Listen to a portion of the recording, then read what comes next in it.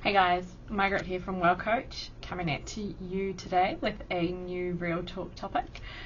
Today's topic is all about teams, and in particular my experience coming through as a Scrum Master when I was put into new teams. So by new teams I mean teams that had just been formed. And what my experience was like working with teams that had some agility knowledge versus teams that had no agility knowledge at all. So sit back and put your feet up, I guess. Make sure you've got a cup of tea, a pad if you want it. Take notes. It's up to you. Leave me some comments if you want to, if you've got questions or you want to talk about this more. But yeah, let's get into it right now. Okay, so when I first started on my Scrum Master journey, and at that time I had already been kind of working as a Scrum Master in a team when I was a BA Scrum Master.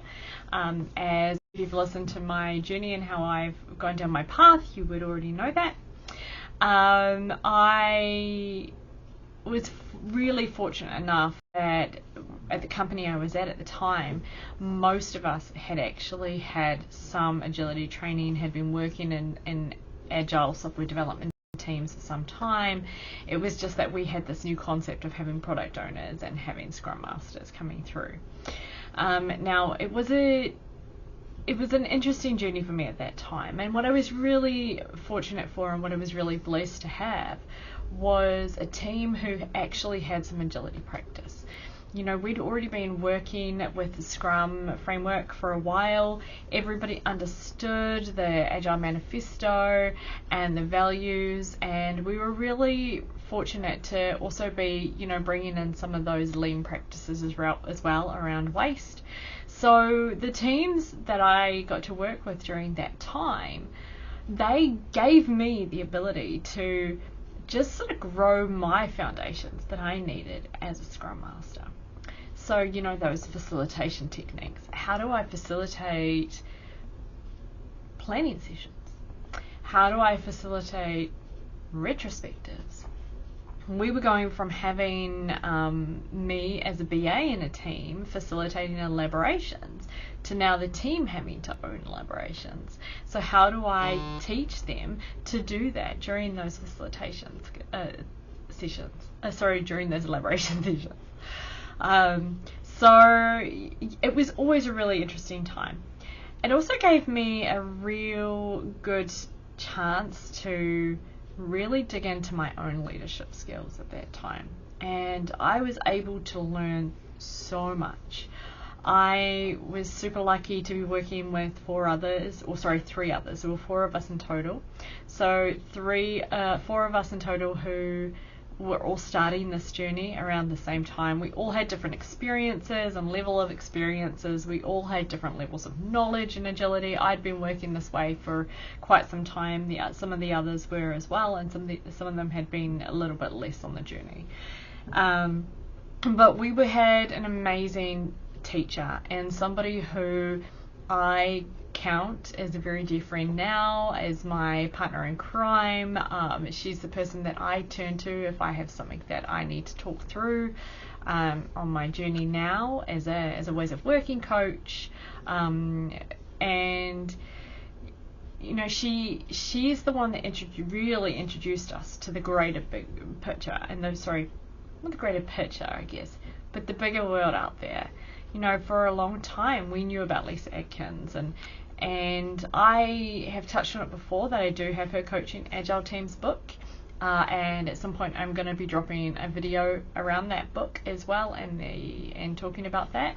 But at that stage the only knowledge I had was what I'd learned from conferences that I'd been to, or Mike Cohen. I had followed Mike Cohen for a long time. When I first started out working with agile development teams, I was actually following Mike Cohen because we used a lot of his methodology with the spider methodology, with breaking stories down into smaller bite-sized pieces, with story pointing. All of that knowledge that I gained came from Mike Cohen and Mountain Goat Software.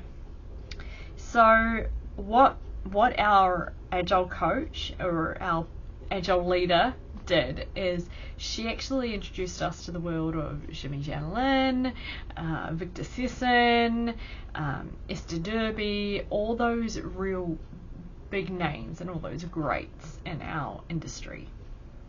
And there are many, many more. Please don't take this as if they're the only ones. There are so many out there, but for me, those are my greats. You know, those are the people that I will always look at. They are the people that I really follow, and they are my heroes. They're the ones that I'll go and research and reference first off.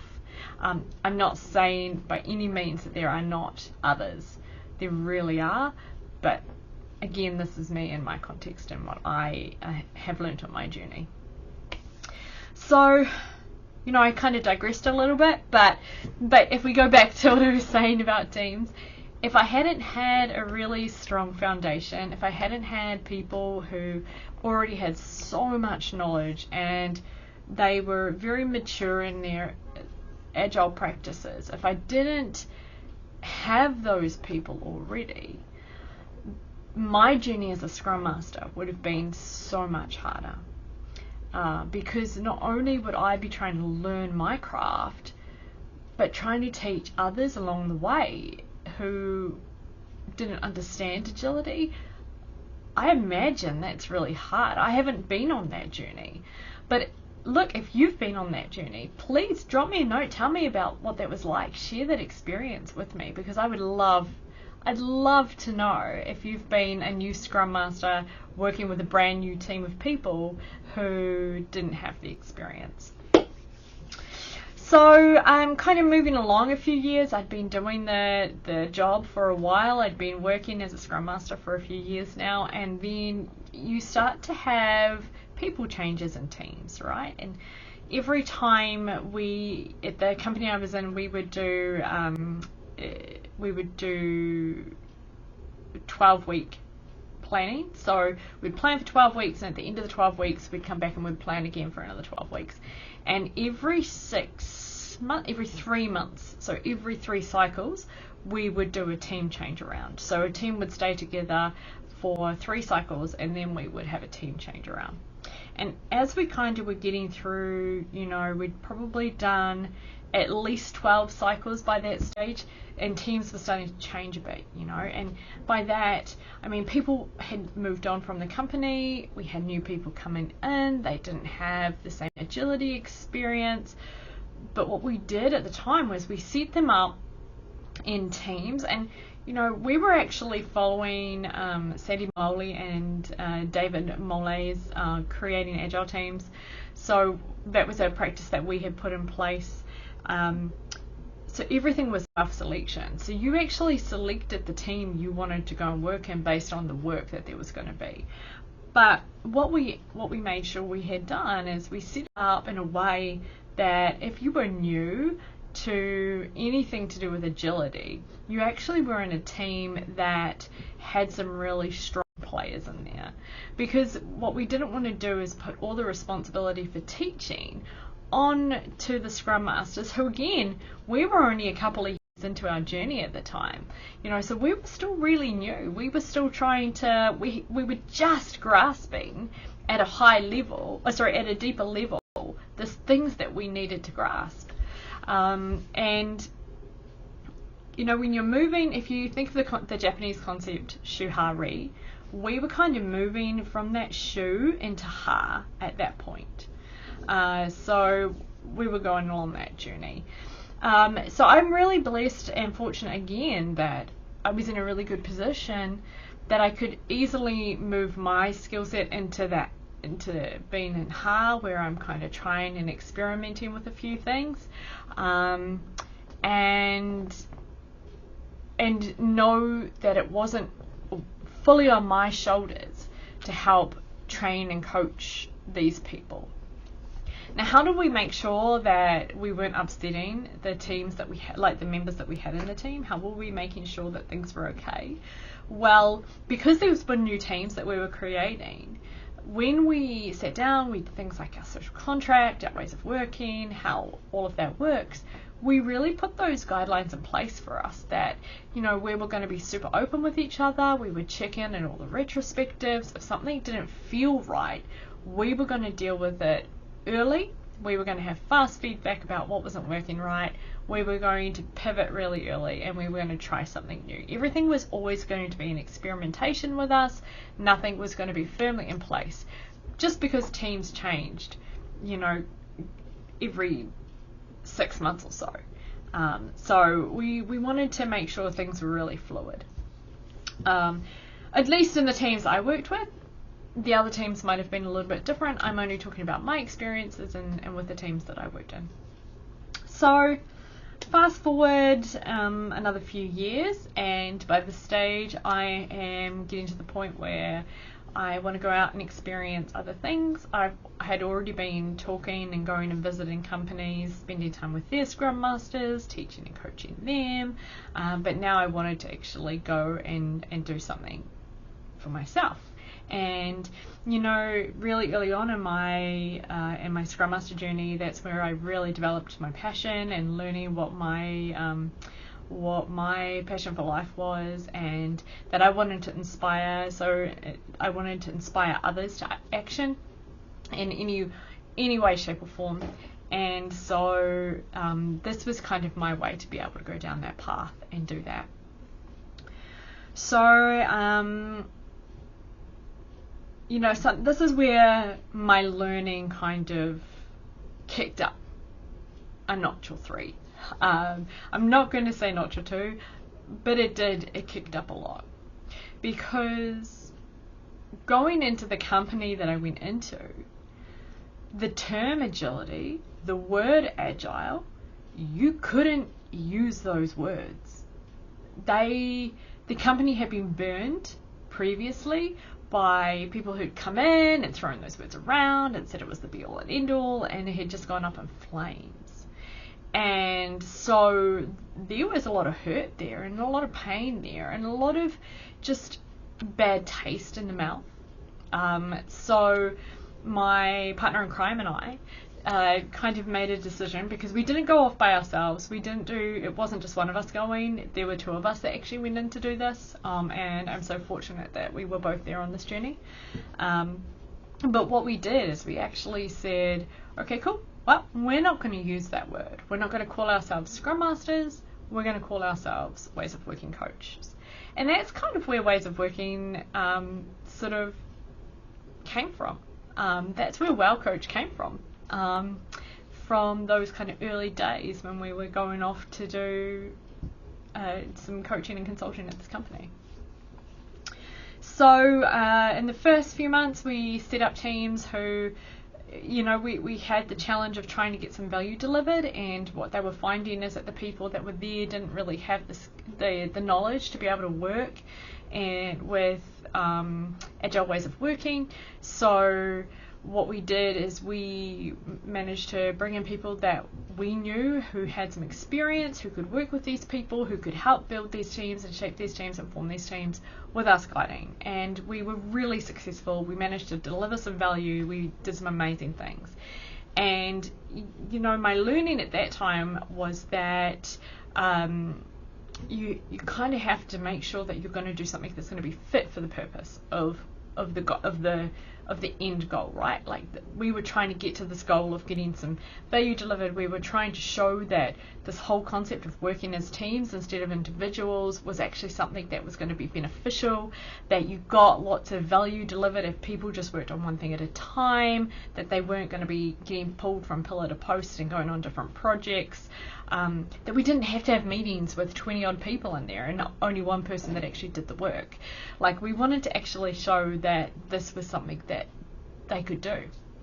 And not long after that, I actually got sick. So probably what I haven't talked about at all is that during my journey, I actually, during this time with this company, my autoimmune illness actually reared its ugly head again after 26 years, and I was off work for 3 months. And I was really fortunate enough, because I was just a contractor, but I was fortunate enough they wanted to keep me on, so that was great. So we got through that, and I came back into work again, and I was asked the question, what team do you want to work with? What group do you want to work with? And I kind of hummed and hawed on it a little bit because I didn't know what would be best for me at that time. And I talked to my colleagues, and I talked to my husband, and I kind of said, what do you think? And we kind of set, I settled on working with a team who were really struggling.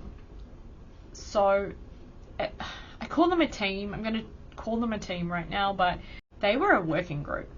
They would be what we call a working group. And I guess the best way for me to explain how I would define them as a working group is Dandy People have a really great one-pager. If you go to dandypeople.com, they have a really great page that actually shows you the kind of different breakdowns of teams, whether they're individual, whether they are a working group, whether they're actually team, and I can't remember what the fourth section was. What I'll do though is I will link to the Dandy People website into my into the description of this video so that you can check it out. I think I said dandypeople.com. That might be wrong, so please don't go and look that up. That could be wrong, but they have a lot of amazing one pages. So yeah, I will put the link to that website in my description so you can go and check it out. So yeah, this working group, they were a little bit all over the place, right? And at the time there were other teams that kind of probably could have done with having a WOW coach working with them, but given my health and where I was at, I didn't need the stress and the pressure of trying to get a team up to speed to meet deadlines and to meet time frames. So I took a different path, and I went to a group who were just messy, and must say that I am so lucky that their people leader trusted me. And even though I was kind of going out on a limb to see if he would let me come in and help him, and I never really proven at this company that what I was about to do was going to work for his group, he trusted me enough to let me come in and really help his team. And I was really fortunate enough to be able to become his coach as well on his journey while I was there too. So I will always have so much appreciation for him, and that he allowed me that ability to do that. But it was a little bit chaotic, and we had a few conversations about that. We talked about what he was seeing, what I was seeing. He was fairly new to the team as well. He'd only been in there about 6 to 12 months. I can't remember what the number was at the time, but things were really difficult, and he just didn't know where to start. They had a backlog, so they had a board, and work was on the board, but nothing was moving, and there was no good practices. Everybody worked as an individual. Nobody wanted to support each other and help each other. They were all kind of getting at each other. They didn't have a good reputation, or didn't have the best reputation. They had a fairly good reputation, but it wasn't the best reputation within the company. People kind of wanted to stay away from them because they could be rude and were just like, look, I've just got too much else to do, or they didn't meet their promises that they actually were promising. So it was a lot. There was a lot there. And on top of that, they didn't even understand the Agile Manifesto. They didn't know the values at all. They had no idea what Lean was, Scrum was, Less was, Safe, scaled Agile, scaled Scrum, nothing like that. So I was going to be starting at ground zero, and it was the first time in my career that I had actually started brand new at ground zero. So it presented quite a few challenges for me. So as all good Scrum Masters do when we go into new teams, we don't do anything. We just go in and we just watch what's happening. So I spent the first couple of weeks just kind of watching what was happening, what was going on in the team, making myself lots of notes, trying to really understand the type of work that they did, trying to understand how it could be shaped and formed. And I went to the people leader at the end of the 2 weeks and I said, hey, let's sit down, let me show you my observations. And so we did. And I showed him what it was like now, what I was seeing, and I showed him how it could look in the future if we made a few changes. And I wasn't talking big changes at that time. I was just talking, let's run a mini experiment. Let's start with what I call a tiger team. Let's pick out 3 people, and I only picked 3 because I didn't want to upset the apple cart too much. But I said, let's pick out 3 people and let's run a little mini experiment. Let's actually take them through the journey of becoming a team. And he kind of said, okay, cool, we'll do that. So we picked the 3 people and we got together and we explained to them what we were going to be doing. And we went through the motions, right? We said, okay, so what is the actual purpose for this team? What is the vision for this team? Why have they been created for?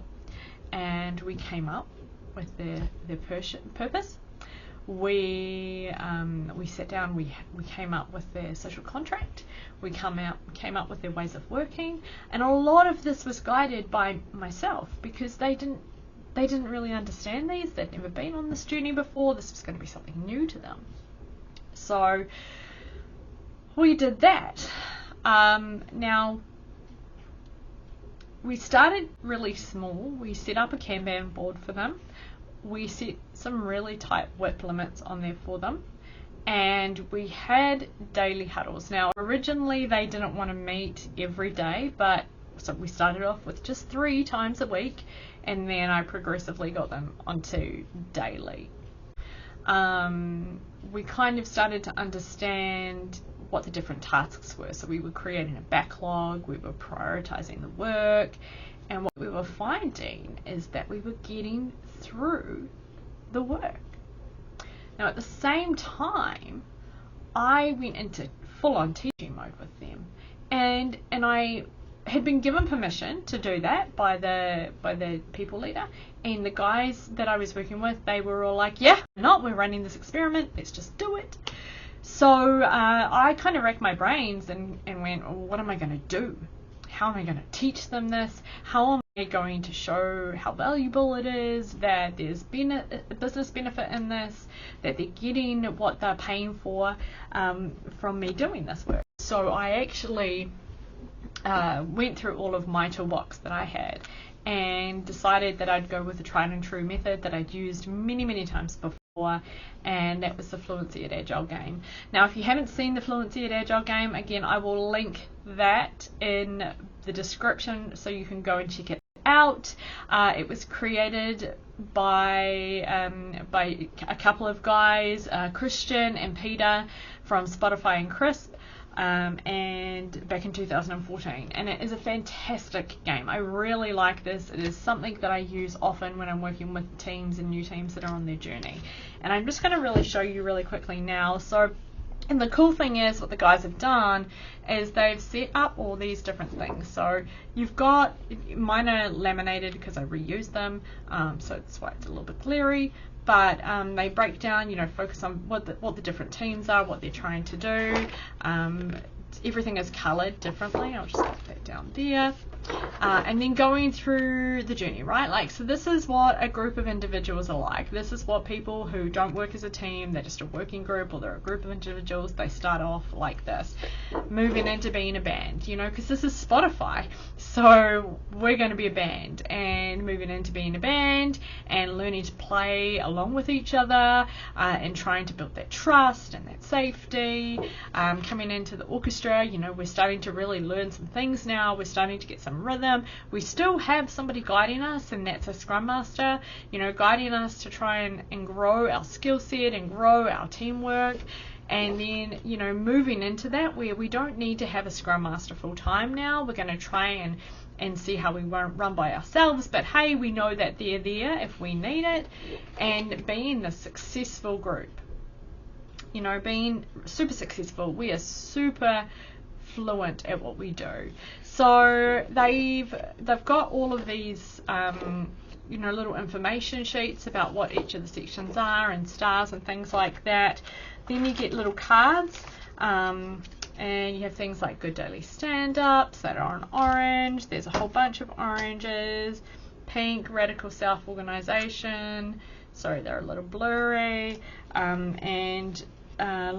There's lots of different ones, but one other I could show you, testing and production. So there's also yellow cards as well, which is it goes orange, yellow, pink, green. And there's just lots of different things, so just under orange, if you think about a team starting their journey, just under orange it's like backlog grooming, product backlog, good daily stand-ups, no one velocity.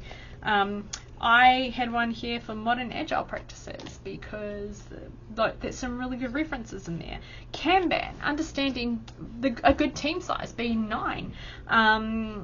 It's the Fluid at Agile game is a really good tool for all Scrum Masters to have, or anybody that's creating new teams, just to get your skill set up for your teams. Okay, just going to grab a drink because I've been talking a lot. And guys, please remember, this is not scripted at all. I just go off the cuff. This isn't real talk. This is what it's all about. So let's get back to it.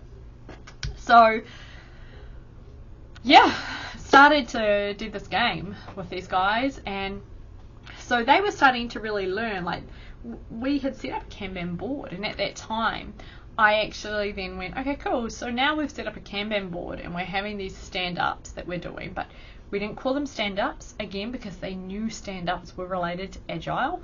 We called them huddles instead. And what I also had to make sure is that these huddles would work in a hybrid situation.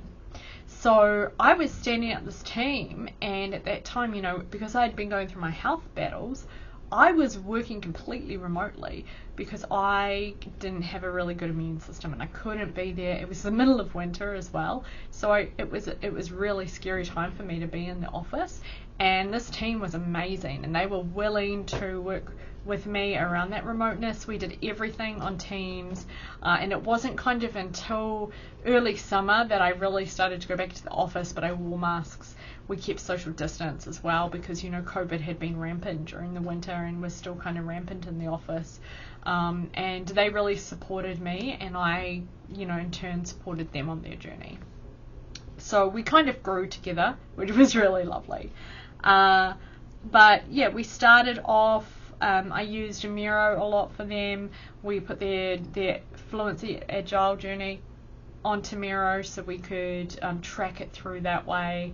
And I had shared that also with the people leader. And so, what were the kickbacks we got? Well, actually, before I start talking about the kickbacks, how did I actually teach them this? Well, when we set it up, I kind of agreed with them that I would try and teach them this for like an hour every week or every 2 weeks. And we just ran with that. And I would take time, we would do huddle in the morning, and then like one day a week we would say, okay, cool, what's our day a week that we're going to be doing this training time with me? And we would pick the day, and so for an hour after huddle, that would be our training time, and we would talk about whatever the topic is, and we would watch videos, or I would explain the concept to them, or we would talk about the Kanban board a little bit more and how it really works, and here are some tools and tips that we can learn along the way, And just those sessions, what they did for me is they helped me to actually really take note of the fact that as Scrum Masters, as ways of working coaches, as agile coaches, as whatever you are, as a people leader, it doesn't matter. It's really important that when you're telling somebody about something, a new concept, a new way of doing things, whatever it is, don't assume that they know what you're talking about, because in my experience, I've learned 85 to 90% of the time they won't have a clue. They'll smile and nod and go, yeah, sure, I know what that's about. Yeah, cool, we're all good. But at the end of the day, they're really lost. So I really learned how important it was to meet people where they are. I didn't take anything for granted with these guys, and I went as fast or as slow as they needed me to go. I didn't rush them, I didn't push them, nothing. And then fast forward a couple of months, we were running this experiment. The experiment was to last for 4 months. We ran it for 4 months successfully. In that time, our goal was to set up new processes and ways of working around the work that they needed to do, and one type of work that they needed to do. I'm going to be really high level about this. I don't want to give away details around this company. That's their journey, and it's not right for me to do that, so I'm not going to tell you what the information was. I'm not going to tell you what the project actually was and what they were doing. Just know that we worked on this experiment for 4 months to set up some new processes and practices that they were going to follow along with, and to help their workflows. We're kind of 2 months in, and things are going really, really great. And it's at that kind of 2 month mark that we start to see some of the benefit. Everybody was starting to grow their knowledge base, not just in what I was teaching them, but also in their world that they worked in. They were growing their knowledge in their world that they worked in. I went from seeing a team that struggled to deliver anything to them being able to have a cycle time. And again, we'll talk about cycle time in another video. I'm really sorry if I say this word and it's not meaningful to you. But for them to have a cycle time throughput of, they were getting down to less than 5 days. They were able to get through 80% of their work in less than 5 days. And that was amazing for a team that had kind of come from delivering nothing over months and months and months to now being able to go, oh my gosh, we can make these things smaller, and then we can deliver value faster, and then we can get faster feedback, and then we can, know if we have to pivot or go down a different path. And so it was a complete 180 for these guys to do that. And it was really awesome to see them start to connect together as a team. And the things that they learned about each other, the things they learned about each other, their personalities, the laughs that they had. We'd go for lunches and it would be so much fun. It was just a really cool time. And then when we got to the end of the 4 months, we kind of went, coming into the 4 months, I sat down with the leader again. I said, hey, what do you want to do? And he said, I think this is a really good experiment. Let's do it with the whole team. And so we did. And after about 18 months, I moved on to another team, and I got to go through and do the same thing with them as well, take them on the same journey. They were a similar kind of setup, and so I could take them on the same journey. And before I finished out my time there. So, I was lucky and fortunate enough to work with a number of teams during my time and be able to teach them some new skill sets. But also for me, what I learned was just as valuable, right? So I'm just looking at my notes here because what I've actually sat down and wrote an article about this that will be posted on my website as soon as my website is actually built. There'll be another video about my website at some stage, so you're just hearing it now. So if you have got to the end of the video, you are hearing that I do have a website that I'm aiming to try and get out by the end of this year, and an article around this topic is going to be featured on there. And of course I'll have a LinkedIn post for it as well, but yeah, I guess one of my final takeaway on this is that whether a team starts with absolutely no knowledge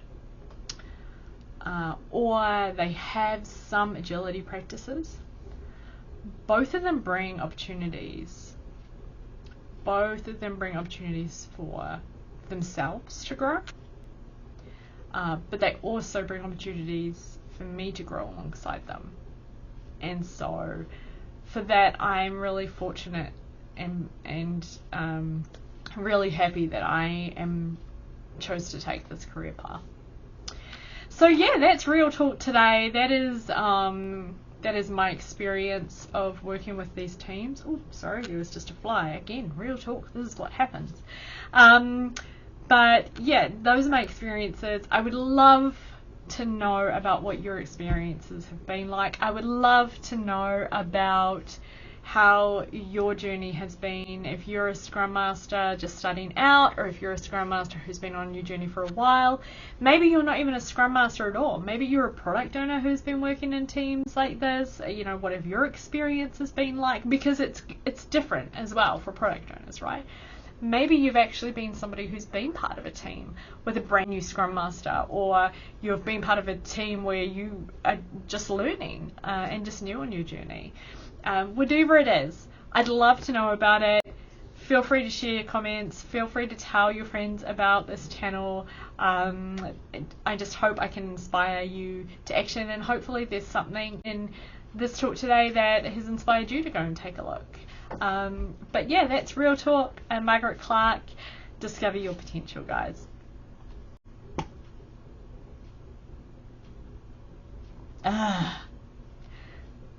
So yeah, that's Real Talk. Guess we'll call that done for now. I will see you guys next time for our next Real Talk. But other than that, have a really great day, and yeah, I'm Margaret from Wild Coach.